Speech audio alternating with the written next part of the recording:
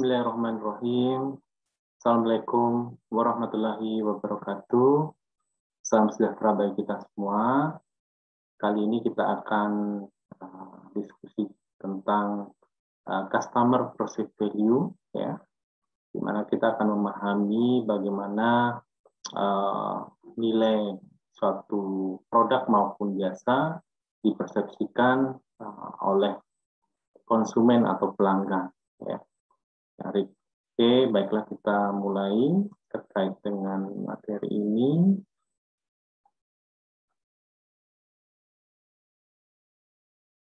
Oke, di mata kuliah marketing management atau manajemen pemasaran, kali ini kita bahas customer perceived value atau istilah lain yang biasa digunakan yaitu customer delivered value atau nilai yang diterima atau dikirim kepada konsumen, ya. Dalam hal ini sebenarnya lebih ke persif apa yang dirasakan oleh konsumen atas nilai barang atau jasa yang dia telah terima, ya. Jadi nilai bagi pelanggan, istilah kita, ya, selisih antara nilai pelanggan total dan biaya pelanggan total. Nah, ini hasil perhitungan dari total cost dan total customer value, ya. Jadi nilai yang dirasakan oleh pelanggan secara keseluruhan. Jadi ada dua hal yang dihitung dalam hal ini untuk menyimpulkan apa yang dirasakan oleh konsumen, ya, customer. Yang pertama itu nilai pelanggan total, sekumpulan manfaat yang diharapkan pelanggan dari produk atau jasa tertentu, dikurangi oleh biaya pelanggan total atau total customer cost. Total customer cost ini adalah biaya yang dikeluarkan oleh konsumen untuk mengevaluasi, mendapatkan, menggunakan, dan membuang produk atau jasa. Jadi total keseluruhan biaya yang sudah dikeluarkan, ya. Tidak hanya biaya moneter, tapi juga waktu, sumber daya yang dia sudah keluarkan, fisik atau aktivitas fisik yang dia keluarkan untuk mendapatkan sebuah produk atau jasa. Oke, mungkin bisa kita gambarkan dalam bentuk ini untuk mendefinisikan nilai customer atau nilai pelanggan. Oke, ini sama ya dengan yang tadi. Customer perceived value, perbedaan antara perspektif customer evaluation of all benefit and all the cost of offering and the perceived alternative. Jadi pengurangan dari total customer value, apa yang dipersepsikan secara nilai moneter maupun fungsi psikologi. Jadi manfaat yang diharapkan dari total customer value itu adalah yang dipersepsikan atas uang yang sudah dikeluarkan secara ekonomi, fungsi dan psikologis, manfaat psikologis yang diharapkan oleh konsumen pada saat menggunakan produk atau jasa kita, ya. Jadi total customer value. Total customer value ini dikurangi total customer cost, ya. Jadi berapa sih biaya yang sudah dikeluarkan, the bundle of cost customer, untuk mengevaluasi, obtaining, using, and disposing of given market offering. Jadi semua biaya yang sudah dikeluarkan sehingga bisa menghasilkan customer perceived value, nilai yang dipersepsikan atau dirasakan oleh pelanggan. Kalau istilah tadi di depan customer delivered value, ini sama, ya. Kita gunakan saling bergantian, customer perceived or customer delivered value. Jadi nilai yang sudah disampaikan kepada konsumen atau dipersepsikan oleh konsumen. Oke, apa sih determinan dari nilai konsumen ini atau nilai pelanggan? Jadi ada dua hal tadi yang dipertimbangkan, yaitu total customer value dan total customer cost. Berapa nilai produk ya dari segi total customer value yang diharapkan ya, produk value-nya ya, apakah melebihi dari biaya yang sudah dikeluarkan atau nilainya lebih tinggi daripada biaya tersebut. Ya, nanti ini terkait dengan kepuasan konsumen ya. Kita mengukur kepuasan konsumen. Dari produk value, nilai dari sebuah produk atau service value-nya, ada pelayanan yang ditambahkan, atau mungkin kalau perusahaan jasa sendiri dia menilai dari jasa utamanya ya.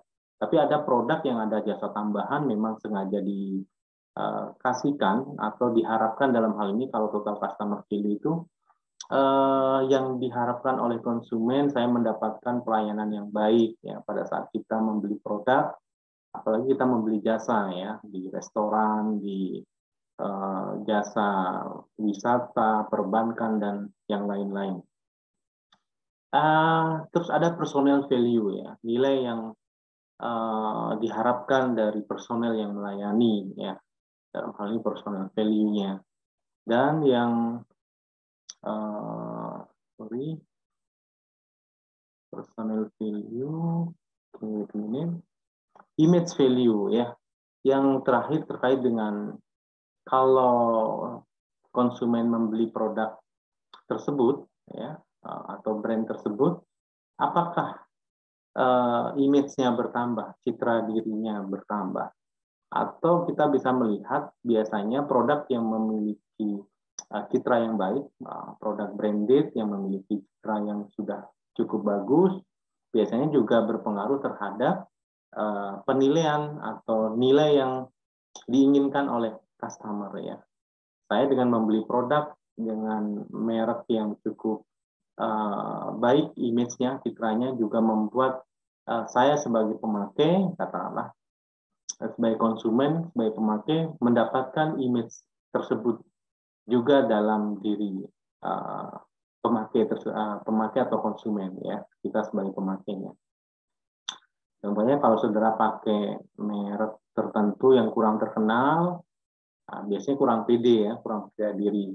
Nah, itu karena citra yang dimiliki oleh nilai citra atas produk atau brand tertentu.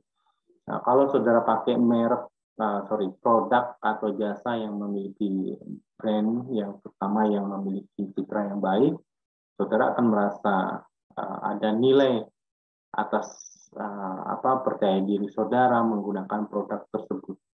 Bahkan nantinya saudara dalam hal ini kalau kita bicara loyalitas pelanggan, saudara sebagai advocate, penganjur nantinya menganjurkan kepada calon konsumen yang lain ya, atau teman-teman saudara, di mana saudara sebagai penganjur karena sudah merasa yakin dengan produk tersebut dan tingkat loyalitasnya pada tahap yang paling tinggi ya, advocate ya, penganjur. Oke, kita lihat tadi total customer cost yang terkait dengan biaya yang sudah dikeluarkan secara keseluruhan, tidak hanya monetary atau finansial yang sudah dikeluarkan, tetapi banyak biaya yang lain yang juga dikeluarkan, seperti time cost, waktu yang terbuang, ya, waktu yang hilang atas pencarian, usaha mendapatkan produk tersebut. Yang ketiga adalah energy cost, ya, energi yang dikeluarkan, biaya atas energi ya, yang sudah dikeluarkan untuk memikirkan, melakukan pertimbangan dan sebagainya, itu energi, memakan energi konsumen ya, dia juga dihitung sebagai biaya yang sudah dikeluarkan. Dan fisik cost, biaya fisik ya. Mungkin kalau saudara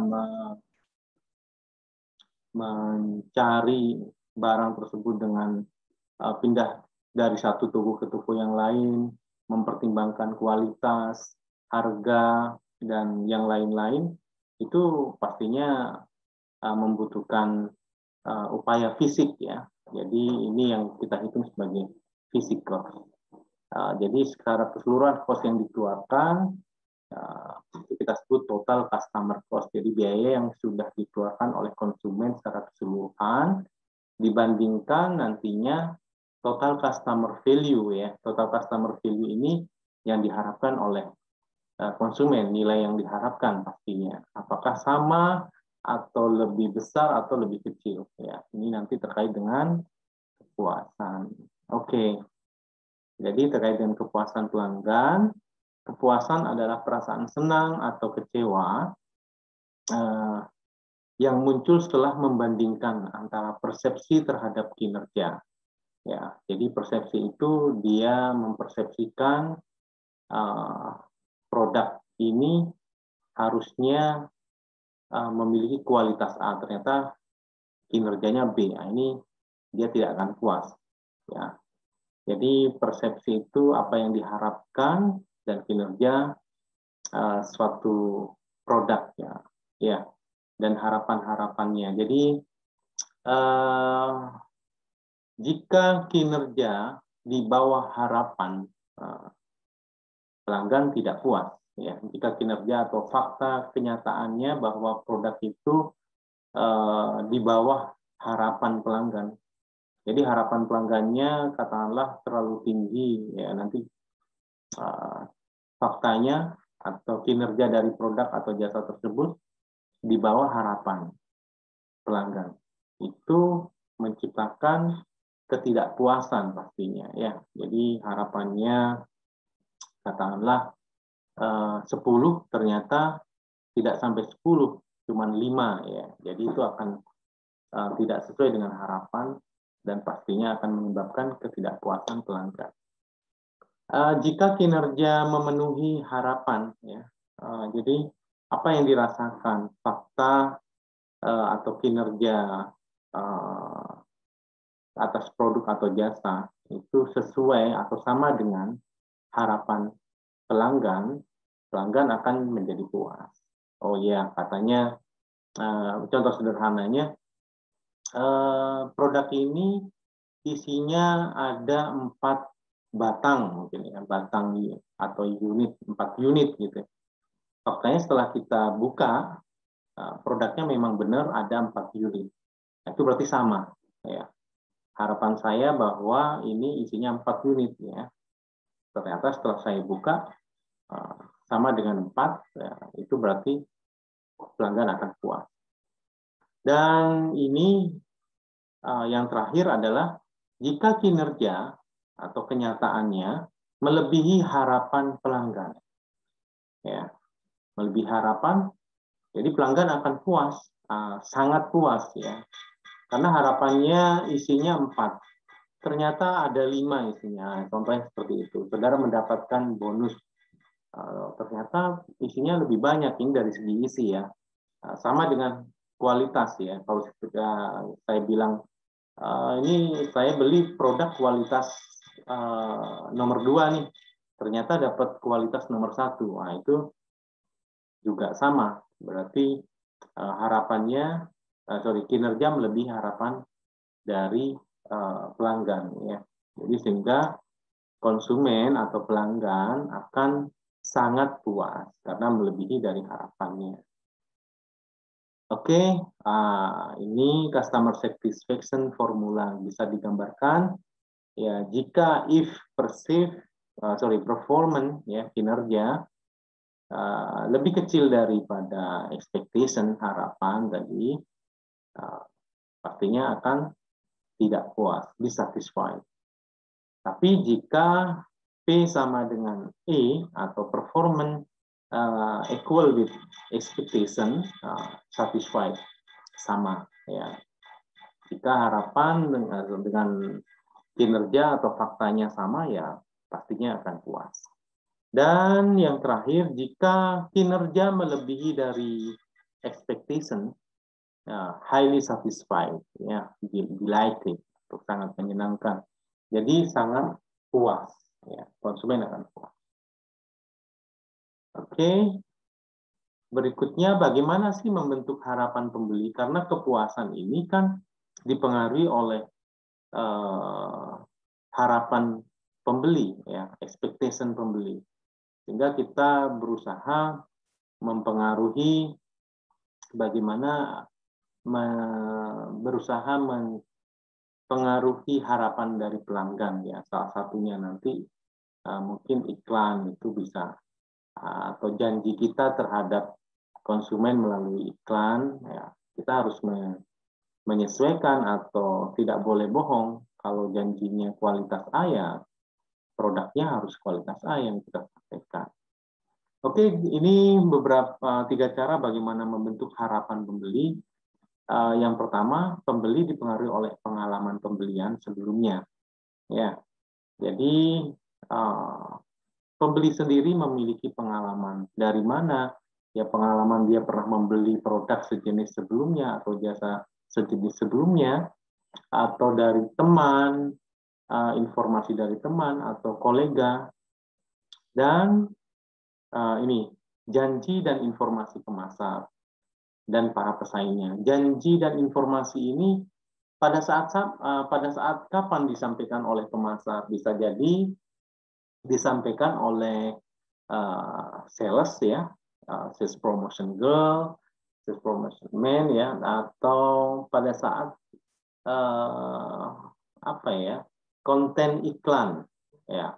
Di situ disampaikan janji atas sebuah kinerja sebuah produk atau jasa, ya. Jadi disampaikan, biasanya iklan itu juga menjanjikan, ya. Contohnya mungkin obat sakit kepala yang cepat segera menyelesaikan permasalahan sakit kepala dalam hitungan detik mungkin, ya. Seolah-olah kan gitu tuh di iklan televisi, ya, atau di YouTube. Segera selesai permasalahannya, tapi jika pada saat konsumen mengkonsumsi produk atau jasa tersebut tidak sesuai dengan janjinya, mereka akan kecewa pastinya, ya, karena harapannya kita sudah mempengaruhi bahwa harapannya terlalu tinggi kalau terlalu cepat, gitu ya. Maksudnya apa iya gitu, ternyata kalau memang benar berfungsi atau kinerjanya sama, ya akan puas. Kalau tidak, ya jangan sampai mereka harapannya terlalu tinggi atas produk atau jasa kita karena janji yang berlebihan, ya, janji yang tanda kutip kurang benar, ya. Dan para pesaingnya juga demikian, ya, sama halnya dengan iklan-iklan di televisi dan di media yang lain. Itu mereka bersaing, ya, saling berusaha menyampaikan value yang lebih baik atas sebuah produk untuk memecahkan permasalahan yang dihadapi oleh konsumen. Oke, yang kedua, jika pemasar meningkatkan harapan terlalu tinggi, nah ini permasalahan yang timbul, ya, karena kita terkait dengan harapan pembeli. Jika kita meningkatkan harapan terlalu tinggi, para pembeli kemungkinan besar akan kecewa. Karena kenapa? Faktanya atau kinerjanya tidak memungkinkan sama dengan apa yang sudah kita janjikan. Ini terkait dengan yang pertama. Terlalu tinggi. Minum langsung sembuh, contohnya tadi obat sakit kepala. Apakah benar berfungsi demikian? Kalau berfungsi demikian bisa efektif dengan cara cepat menyembuhkan sakit kepala, is okay. Ya, tapi kalau tidak,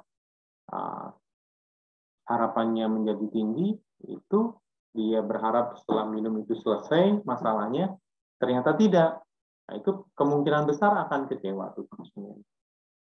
Tetapi sebaliknya, permasalahan yang timbul jika perusahaan tidak boleh meningkatkan harapan terlalu tinggi karena ditakutkan konsumen akan kecewa atau tidak puas tadi. Sebaliknya, jika terlalu rendah, maka pembeli tidak akan tertarik. Ya. Walaupun mereka yang nantinya membeli akan terpuaskan karena memang ya mereka tidak berharap terlalu tinggi sehingga harapannya minimal sama ya, mereka akan puas terhadap produk atau jasa yang kita janjikan atau kita sampaikan. Jadi itu masalah yang menjadi pertimbangannya. Jadi kita harus membentuk harapan pembeli itu sesuai dengan fakta kinerja di atas produk jasa kita. Kalau kita ya memang nggak boleh terlalu tinggi dan tidak terlalu rendah, karena kalau terlalu rendah pembeli tidak akan tertarik, tidak akan memilih produk kita dibandingkan produk pesaing, karena seolah-olah ini produk biasa ini ada yang lebih bagus, ada yang lebih cepat, ada yang lebih berkualitas, pastinya akan memilih yang berkualitas. Nah, itu permasalahannya. Sehingga kita di sisi lain kita memang tujuannya untuk memuaskan kebutuhan atau keinginan konsumen, dengan harapan ini kita men-set bahwa harapan pembeli itu tidak terlalu tinggi ya, yang memungkinkan mereka akan puas, akan tetapi kita juga tidak menetapkan harapan terlalu rendah ya. Sembuh, contohnya ini ya, mungkin obat sakit kepala ini akan dapat menyembuhkan sakit kepala saudara, tapi dalam waktu yang lama ya, yang nggak mungkin tertarik ya konsumen kita untuk menggunakan produk atau jasa kita nantinya. Kalau itu ya bisa menyembuhkan dalam jangka waktu 1 minggu, nah itu ya mereka katakanlah pada saat mengkonsumsi produk obat sakit kepala tersebut sembuh pada waktu yang sangat cepat, dalam jangka durasi 1 jam mungkin dia sembuh, mereka akan sangat puas karena janjinya contoh 1 hari atau 1 minggu ekstrimnya gitu ya. Jadi mereka akan puas, cuman tidak akan dipilih kan, sama aja ya. Kita harus bersaing mencari perhatian pelanggan agar supaya memilih produk kita. Tidak boleh terlalu rendah karena akan kalah, tetapi kalau terlalu tinggi juga menjadi permasalahan kepuasan jika pada saat dia mengkonsumsi tidak sama dengan apa yang kita janjikan dalam tayangan iklan kita atau apa yang disampaikan oleh sales promotion sales force kita, pasukan penjualan. Oke, saya kira itu materi terkait dengan customer perceived value yang nantinya kita bisa menghitung total cost yang dikeluarkan dan total customer value yang diharapkan, sehingga menemukan apa yang dirasakan, apa yang dipersepsikan oleh konsumen atas nilai sebuah produk atau jasa. Oke, baiklah, saya kira cukup untuk materi customer perceived value. Semoga bermanfaat. Terima kasih atas perhatiannya. Wabillahi taufiq wal hidayah. Wassalamualaikum warahmatullahi wabarakatuh.